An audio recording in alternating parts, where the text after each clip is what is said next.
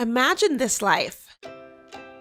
You're a young black boy with loving black parents being raised in the Midwest. You have wonderful childhood memories, an active and involved family, grandparents, extended family, cousins, all who love and support you. You grew up, have your own family, and then one day, when you're 40 years old, you find out that you were adopted. I'm Angela Tucker, and welcome to The Adoptee Next Door.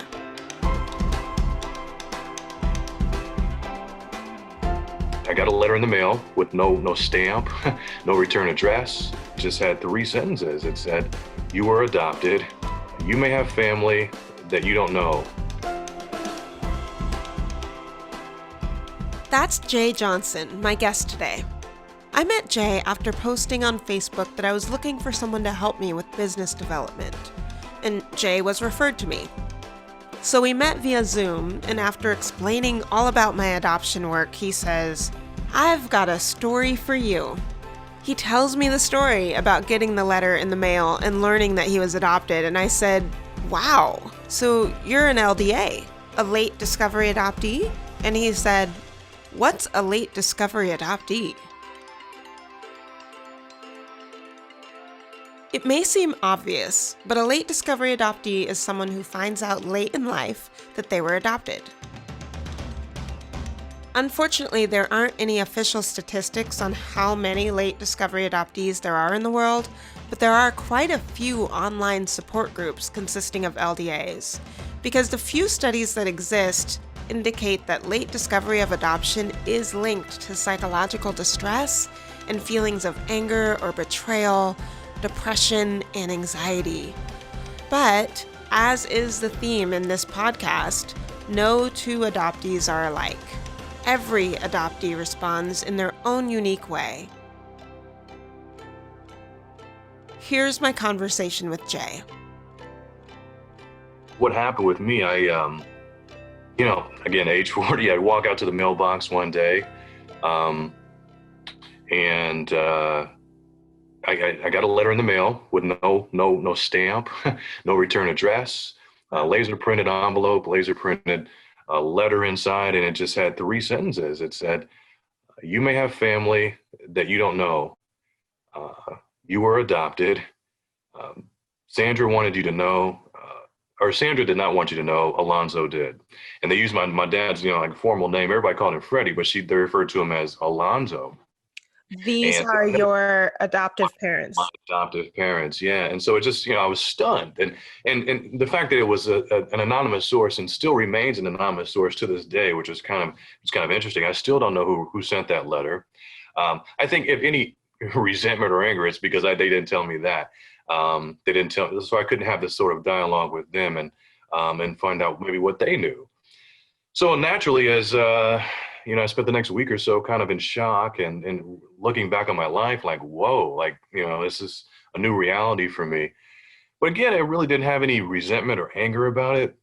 But that's kind of how I found out. And I ended up calling, a mother's close friends. To give you, again, also some more context, my father had passed away 20 years before this. And my mother had passed away maybe 5 years before this. So Wow. I looked like both of them. So I had no way my whole life to even suspect that I may have been adopted. And then, so it was just really out of nowhere. And I couldn't discuss this with them. They were deceased. So I'm, again, calling family members, the ones that are still alive. And come to find out, even some of them don't even know. Like, this was a secret kept from some in my family. And Wow. the handful that did, I finally tracked some down and said, I called my aunt and said, "I don't want to. Am I adopted?"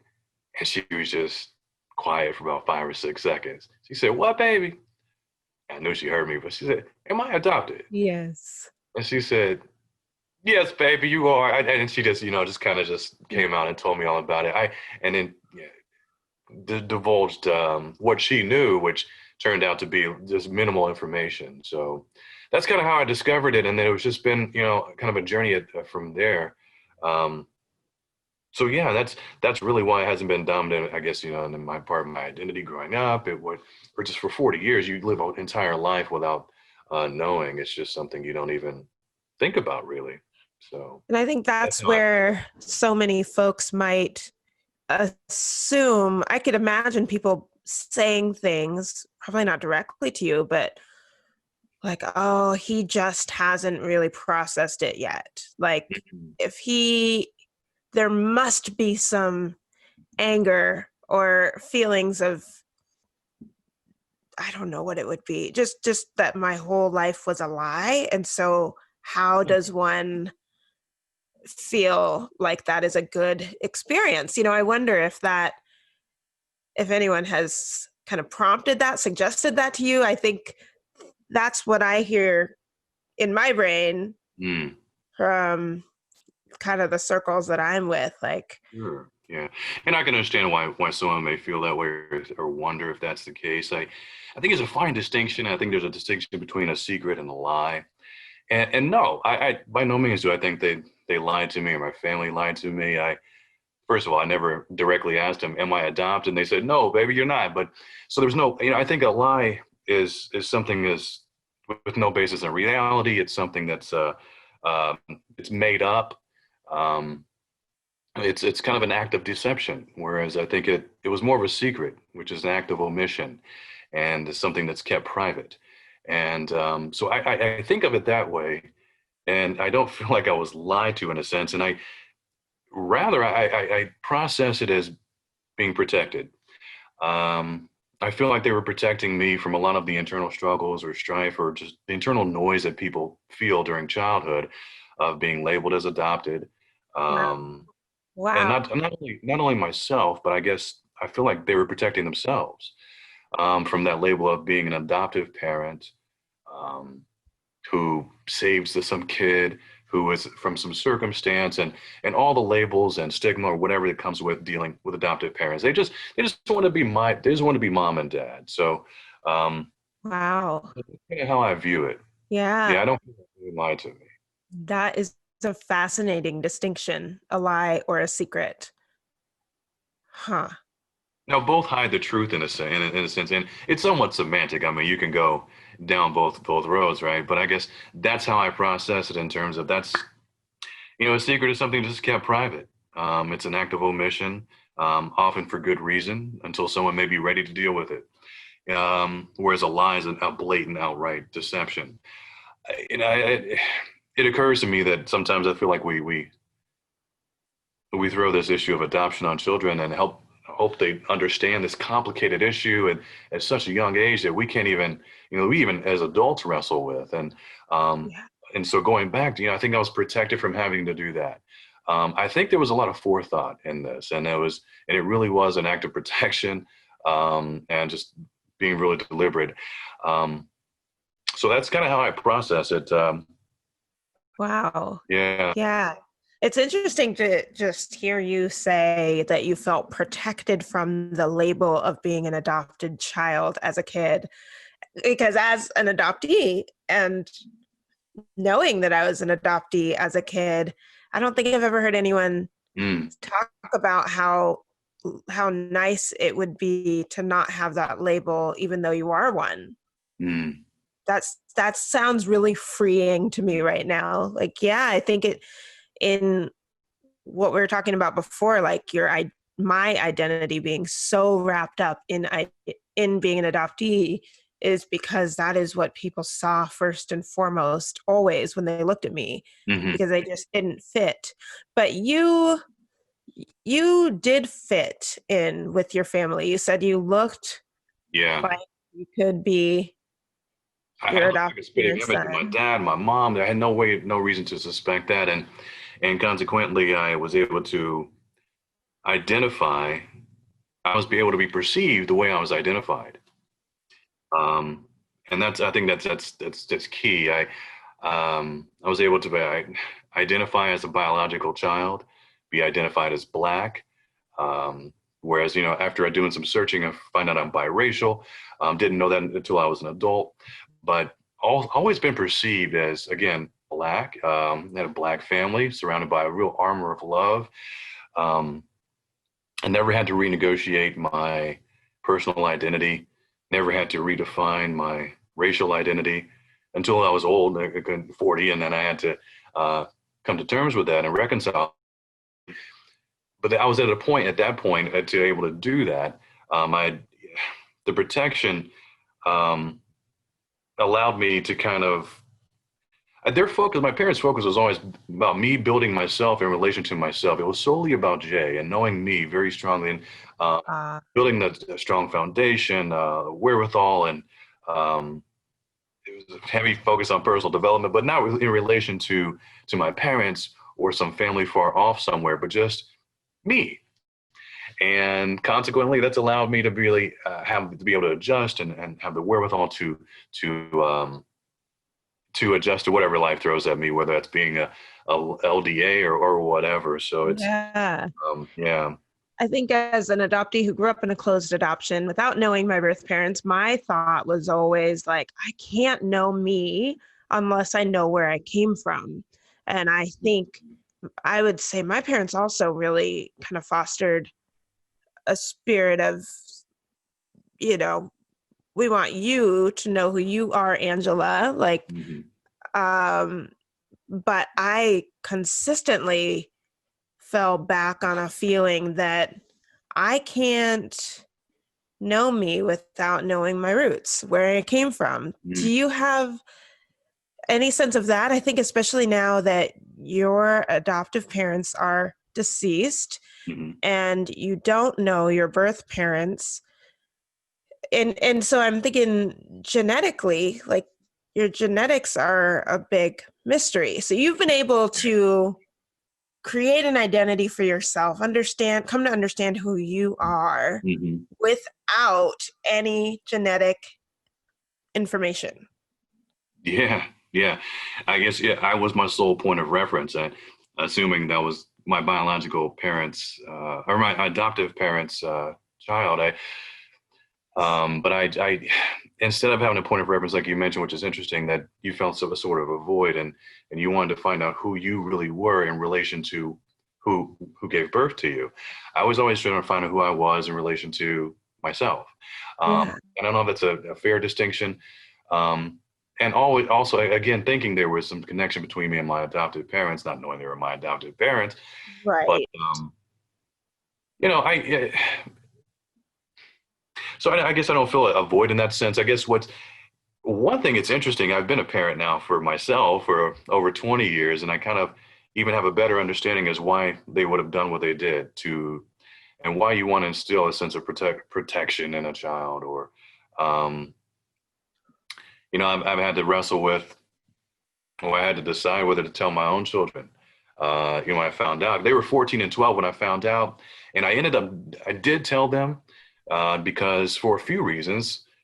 Uh, their situation is obviously a lot different than mine. They have biological parents, but I wanted to be there just in case they had questions. They want to know how I was processing this, or if they had questions along the way, and I knew no one else was going to tell them if I didn't. And not to mention, there so happens that their mom is actually adopted as well. And so, for health reasons, like you mentioned, and we always knew that, but we didn't know about me until until just a few years ago. And so I wanted to know that they, on both ends, they didn't know their biological grandparents. And so um, that if they did want to do some searching, that's totally cool. And, uh, especially for health reasons and things like that. So, Yeah. I wonder how there's just ripple effects for generations and generations to not know this detail that your kids won't ever get to know their grandparents. mm-hmm. And is that something that I think I might feel entitled to as a grandchild? I should know my grandparents, and you are then right in between. I think it's so fascinating what you're saying in the sense of the protection factor. I hear so many parents wrestling with, do I tell my kids a full truth? Because in many senses, like I think right now, talking about racism and Mm-hmm. making sure that young Black kids know about policing in America, that some families are not wanting to share all the details, not wanting to use specifics that police are choking the life out of Black men, and instead wanting to just talk about how to be careful around police. That's like a difference in Yeah. parenting. And I feel really strongly that the truth is always better, that telling all of the truth is healthier and helpful. I guess I feel like the adoption community is not a monolith. There's no one universal truth for adoptees nor adoptive parents. And Right. I guess that's my thing. And you touched on something about race, which I think is really interesting because, like I said, I grew up Black. I was Black. I was known as Black. Oh, light skinned Jay Johnson. Oh, yeah, I know him. And I was just light skinned. Back then, my parents were light skinned, the rest of my family's dark skinned. And I said, lots of love. They were my biggest fans. But I saw a lot of, and I had a lot of mixed friends, biracial friends, and I saw some of the struggles they dealt with, the going back and forth of vacillating between social networks and cliques and groups and trying to identify with both races, knowing they had maybe a white mother or a Black father at home and really having to reconcile that. And I always felt a little fortunate that I didn't have to deal with that. And my mother would say, but you're Black, so you don't have to worry about that. It was a really strong sense of self from that standpoint. Now, once I found out, I did some searching after I found out I was adopted, and then which led me down a road to find out my biological mom is in fact white. So that was kind of a really unique finding. So that kind of threw me for a wrench, but I guess what it harkens back to, being identifying with the way you're perceived. And I was congruent in that sense. I identified as Black. I identified as having biological parents, and I was perceived that way. Only except maybe a handful of people, I think, in the world knew that I was adopted, and nobody knew I wasn't Black. At least back then, they didn't suspect or even give me any crap about it. So it was like, except for your biological mother, she knew. And do you have any sense that she was in your life? That's a great question. That's kind of a natural question you wonder. Sense, no. Question, yes. So I went down some roads and did some searching, searched some old just letters and things from my mom's past, and asked a lot of questions to a lot of people, but kept hitting dead ends. And so, no, I can't answer that conclusively. And I still really haven't found my biological family, so I really don't know. But I've kind of I'm good with it. I guess I've lived a full life, had a phenomenal childhood, and I don't know. I've gone as far as I want to go. I know enough to know what I need to know. And I guess I feel like I've gone far enough to know that, or far enough to where if someone was looking for me, I think we would have found each other. Got it. Yeah. I just imagine myself going through every photo from childhood and being like, was there ever this white woman that was always around, but she was a family friend, or Right. Well, it's funny because you think back on all these experiences, man, there aren't any baby pictures of me, are there? The first, there's no pictures of my mom being pregnant. It's just all these. We had tons of photos, but there were photos of her, me at 6 months old. I think I was super, super young. I was pretty much an infant when I got adopted. So you start to answer some questions, put some things together in your mind once you know this. But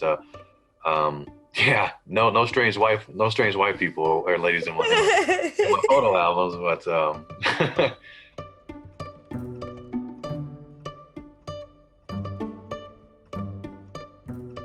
what was a common conversation is often parents talking about their pregnancy and childbirth with their children. And so your parents never did that. They wouldn't say you were born at 3:59 a.m. and it was, It's funny, Angela, because, growing up as a kid, my friends would know I was born here in this hospital or that hospital or what time. Yeah. And I would ask my mom. She said, well, why do you need to know? You don't need to know that. Again, it wasn't a lie. It was more of a deflection. Why would you ask me something like that? Or I don't remember what time it was, or why is that even important? And we would change the subject. And so she was very deft about how to tiptoeing around it. But it was more of just wanting to know, where there was no real suspicion on my end. Sure, there's no reason to suspect. Yeah, just asking just randomly, just because I wanted to know. Was I born in a bathtub or what? I mean, like, man, Yes. what's the deal? So And did that feel consistent with her personality, how she responded to that? Like, yeah, you don't need to know. I don't remember. That was how she that's was. my mom. Yeah. Yeah, if you knew her, yeah. And we were really Okay. close. I was the only child, so and my parents were divorced. My dad and I were close, so we had a good relationship, and it remained really tight. And so that helped as well. So there wasn't a sense of a void there or anything like that. So. If your parents were alive today, I don't know if that mysterious letter would have showed up in your mailbox, but would you talk to them about Yeah, this or? girl, yeah, shoot. I would just like we're doing now, I would have just had a conversation with them, but with a level of understanding. Again, I'm a Yes. parent now, and I understand, I think, why they did what they did, as I'm explaining it to you. And I would have had questions. There would have been no anger, no resentment, just Right. just What like, kind of questions? um, just I guess the details of my origin, of what they knew anything about my birth family. I guess really that's the main blind dark spot, I guess, if there was one. But yeah, or Yeah. how did you go about keeping the secret? Who else knows? That type of thing. And who's in on this? Like, who really, what's the deal? Okay, like, all right, this getting it's like, let me know. All right, Yeah. but, Yeah. I don't know what kind of questions. That'd be a great. I'd have to think about it. But we just have a conversation. It wouldn't be one with laced with anger or resentment. Even if I Right. try to have resentment or anger, I'm not. I just can't be mad about it. And I know that's funny because I search on these LDA websites and things, and I see that's prevalent in the LDA community, is that having a sense of guilt and a lot of negative emotions and feelings, and it's hard for me to really tune into that just because I don't know. It's like you live a life and then you find something, a detail out that after a life is kind of after that life has been lived. I mean, after your foundation has been built in your childhood and your early adulthood, and a good part of your adulthood's been lived. It didn't really ruffle me in that way, especially since I didn't know and wasn't perceived or treated in a different fashion. Huh. So many adoptees that I've spoken with who are also same race adoptees. So some are white and their parents are white. They knew they were adopted, but they also kind of got a pass. Like people didn't assume they were adopted. So they didn't have to talk about it all the time like a transracial adoptee might. But even some of them talk about non-genetic differences. Like um, I know one adoptee who really loved a certain kind of potato chips. She loved Lay's potato chips, and Yeah. her adoptive parents would be like, "We've got you Cheetos, we got you Doritos, we got you like it's what's the deal?" Yeah. She met her birth family more recently in her adulthood. They had a big kind of welcoming reunion kind of thing for her, and I don't know if it was like catered, but it was really great food. And then they were like, don't mind us, but we all love Lay's potato chips here. So we got bowls of them all over the place. She was Yeah. like, oh my goodness. Like, I can't believe, like, that was something that neither of them would have thought is a genetic connection. Mm.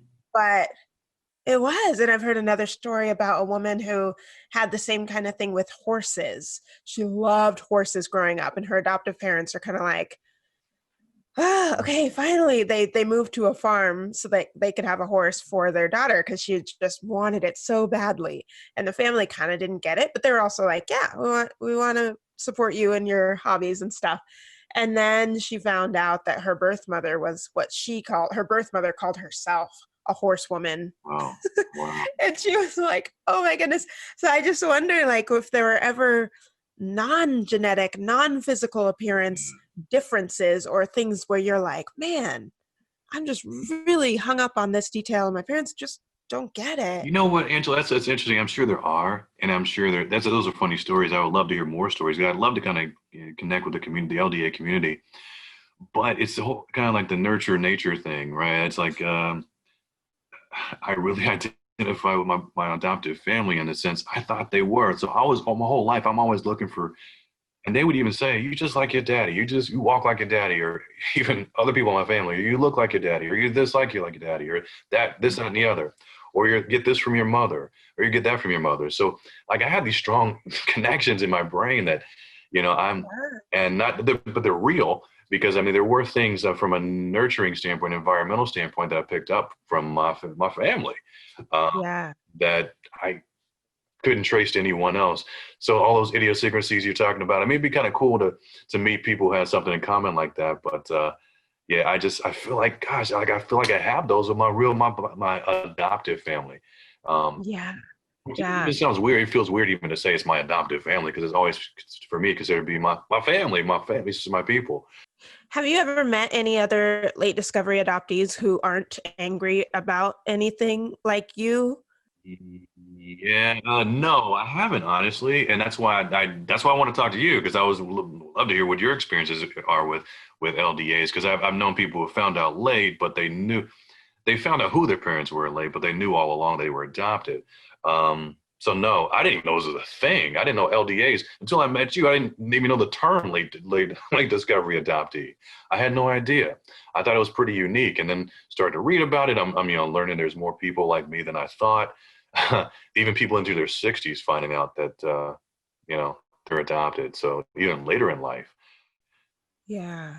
How does it feel to talk about it? I know that this really isn't like we've known each other for months now, and this really isn't at the forefront of your mind like it is for me. Mm, And so spending time going deep into this, how does that feel? mm. It's somewhat cathartic, but there's really just not a lot of. This is a world you swim in every day, and I don't have the depth of knowledge that you do, and it's okay talking about it. Like I say, because I'm so well adjusted to the fact.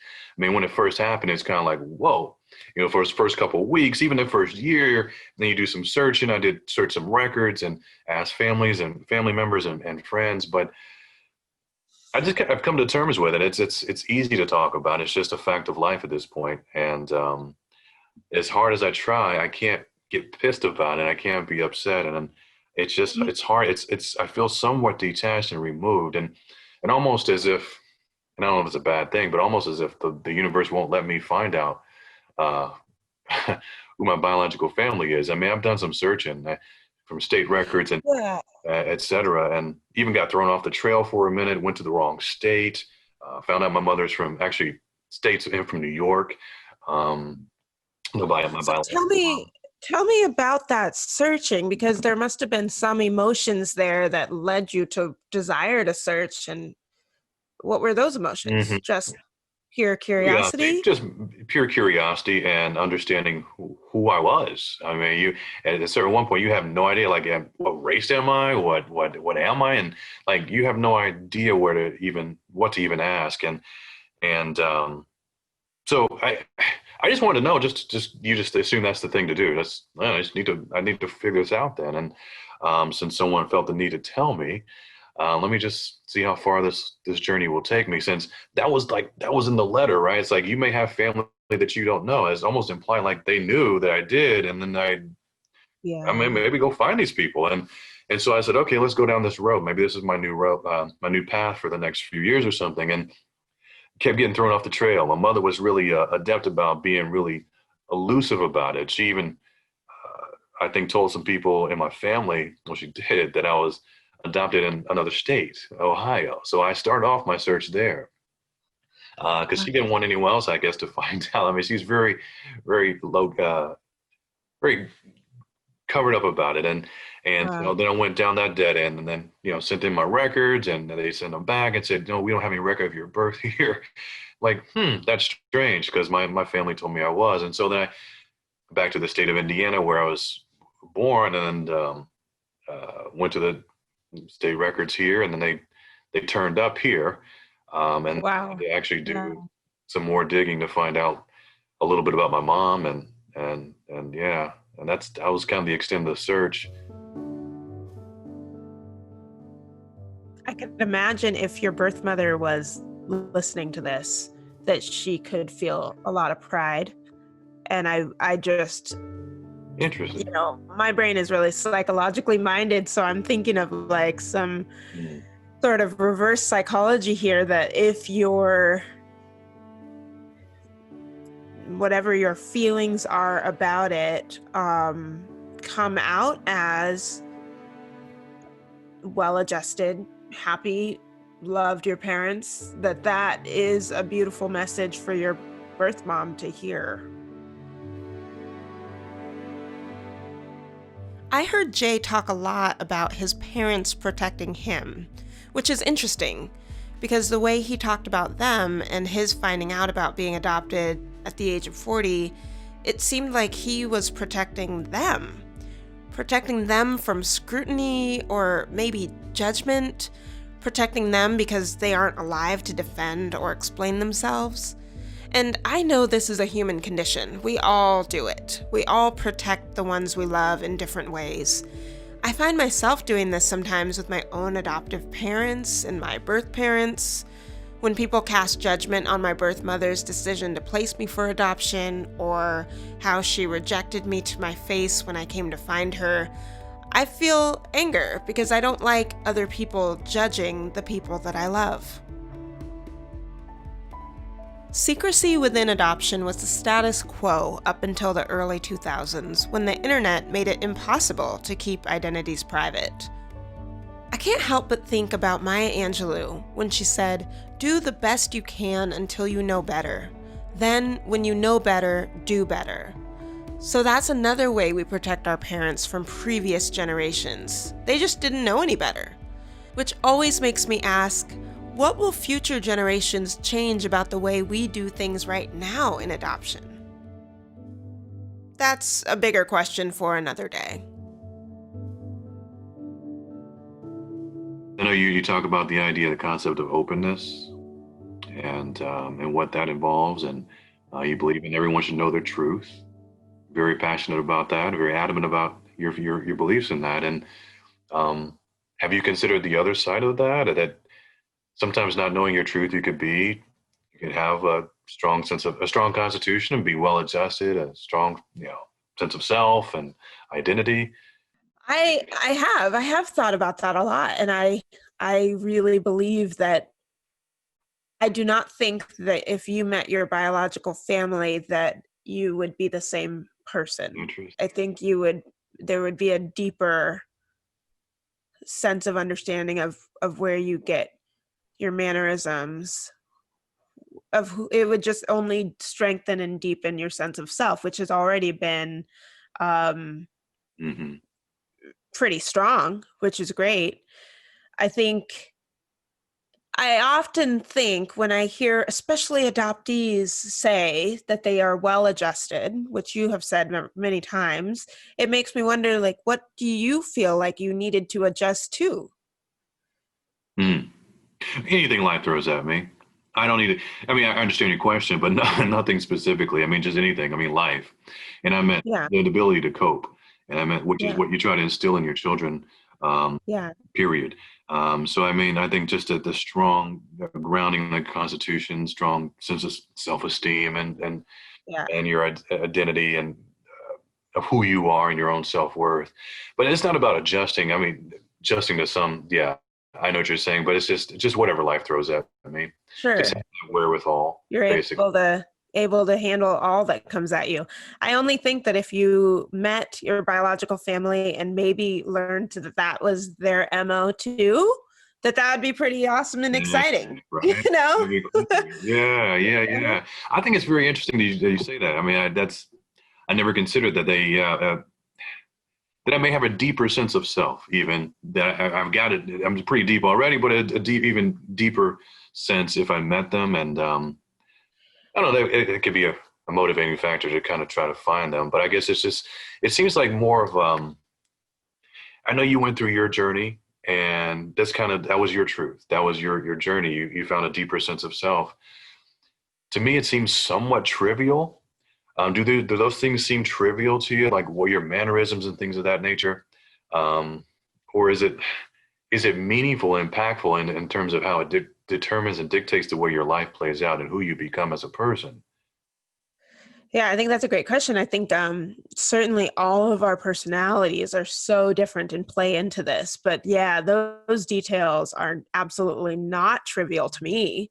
It is so Mm. it helps me feel like I belong. I'm connected. I didn't just plop from the cosmos. Like yeah, so it's not trivial. But I think again, like you said, adoptees are not a monolith, and that is, one of the main goals of this podcast is to show that. And so I love it.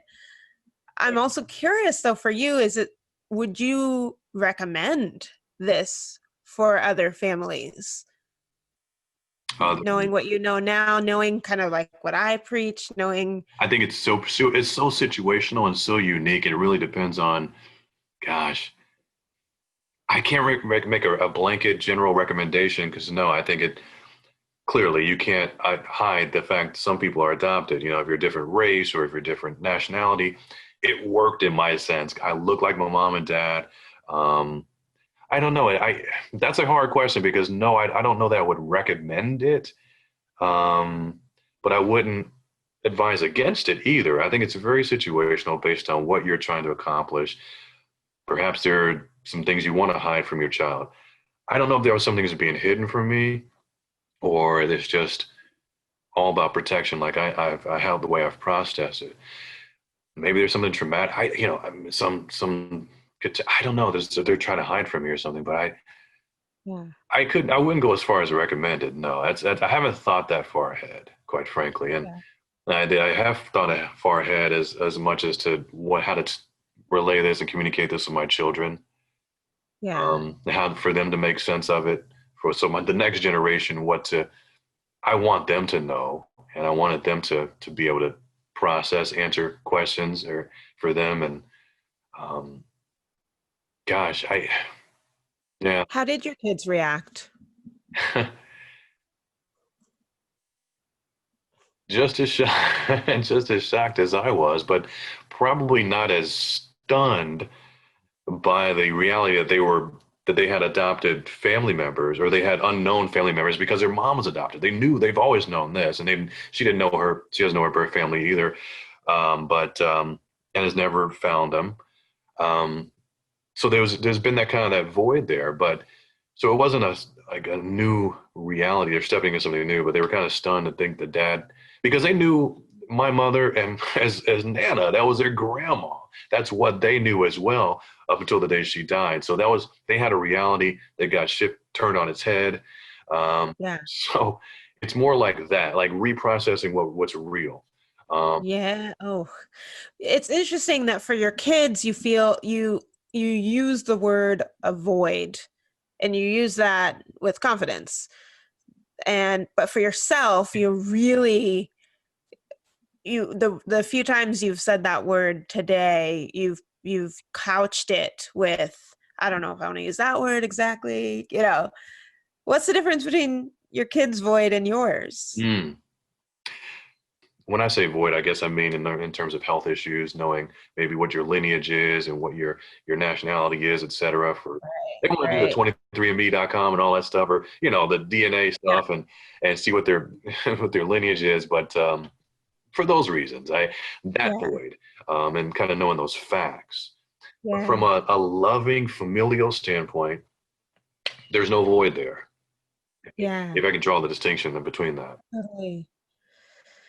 I feel an ache for your birth mother and birth father too, because I always Yeah. wish that they could see the fruits of their labor, Same. and what joy, as a dad, the joy of Mm. seeing your kids do different things, That's very true. right? And so Yeah. Yeah. I wonder what that would be like. And I feel sad that your birth parents don't get that opportunity. Yeah, it's just one of those things I don't dwell a whole lot on. I guess like some things Yeah. in life where you just can't You do anything can't, you about can't, it. So right. why waste time dwelling on it? And Yeah. I could sit Yeah. here and speculate and think about it all day. And it's just a figment in my imagination until I could figure something out. And I feel like if God or the universe wanted me to know, I'd have some signs, or I would have been like helped down this course a little bit more.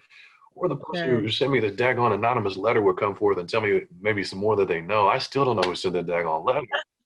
So it's just, dang, I Yes. mean, yeah, but I'm open to that. I'm open to learning. I just don't, again, I just think it's one case study of probably millions or hundreds of thousands who turned out okay. It's just it's an example of it, that it can turn out well. And because I've found such negativity around the whole LDA experience. I've no Everywhere I go to search for resources, it's all about guilt and anger and resentment and gosh, and therapy. I just so um yeah, I guess I almost like ashamed to feel good about it, feel okay about it, and I don't want to feel ashamed to feel okay about it. So this has been good. This has been interesting, and it's allowed me to kind of delve into it for myself and understand maybe if I want to go further and look at it from a couple different angles. You've asked some really good questions that have made me think, so I appreciate that. So it doesn't feel like a waste of time or trivial. Gosh, no. The conversation, no. But sometimes going down the road and searching, yeah. Because I'm not sure it will make much of a difference. And especially if you feel like there's not someone also looking for you. I don't know if you hear that when you talk to people, but it's like a one-way street. It'd be different if we were out here trying to find each other, but I don't necessarily think that that's the case. And How do you know that? gosh, I mean, that's the inherently within searching is that neither party knows what the other party's thinking or doing. is that how it goes?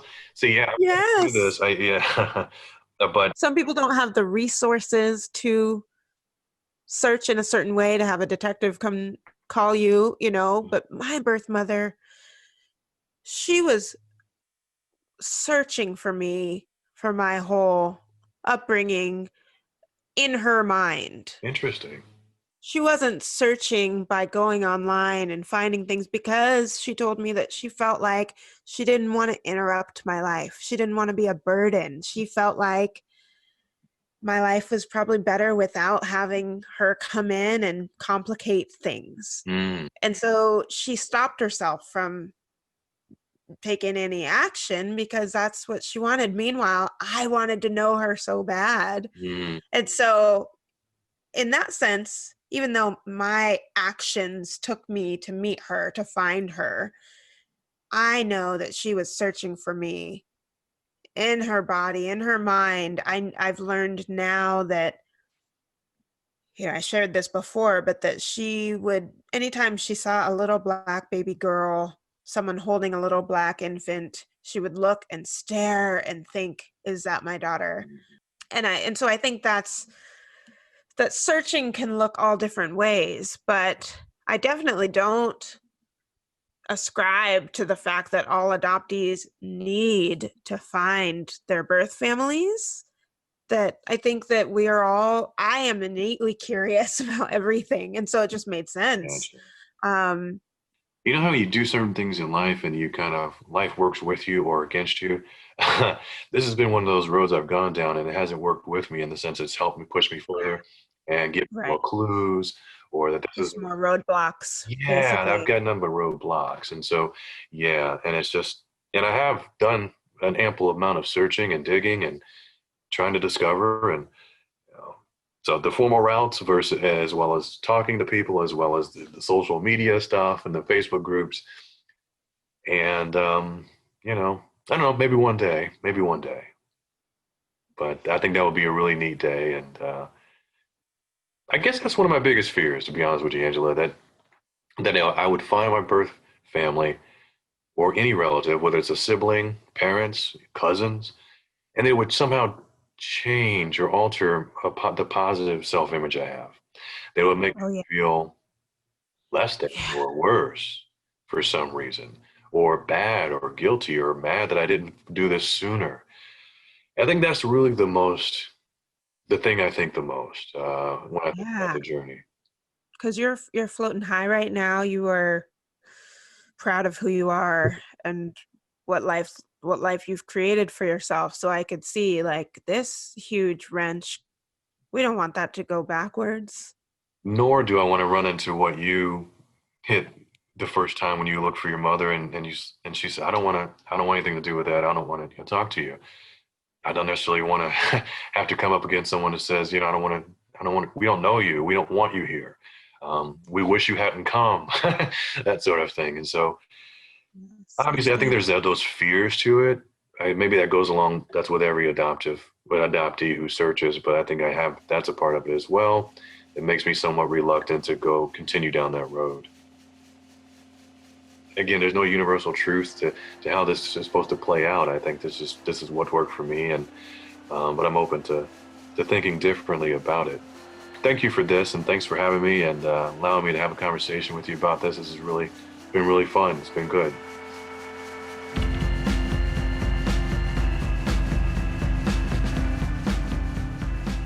Being a late discovery adoptee puts the adoptee in a tough spot, especially one like Jay, who had a lovely upbringing, and for 40 years only knew his parents to be his biological parents. I do feel strongly that adoptees are searching even when they aren't technically searching for their birth family. We're searching when we fantasize about what our birth parents look like or are thinking about right now. Jay is searching as he wonders aloud what reactions he might receive from his birth family. Will they accept me? Will they reject me? The author Betty Jean Lifton, an adoptee and trailblazer in the field of adoption, calls this living in the ghost kingdom. It's the place where adoptees go to hang out with their birth relatives and imagine life if they hadn't been adopted, or imagine life in reunion. I grew up in the ghost kingdom, and although it was exhausting, I'd trade exhaustion for knowing my truth any day. But that's not every adoptee. That's just me. If you liked this episode, subscribe wherever you get your podcasts. Leave a review, rate it, and share it with your friends and family. Once again, I'm Angela Tucker. You can follow me on Instagram at AngieAdoptee, Twitter or Facebook at The Adopted Life, or check out my website at angelatucker.com. This episode was edited by my husband, Brian Tucker. The music is courtesy of Marmoset and Artlist. Thanks for listening, and I hope to see you next week on The Adoptee Next Door.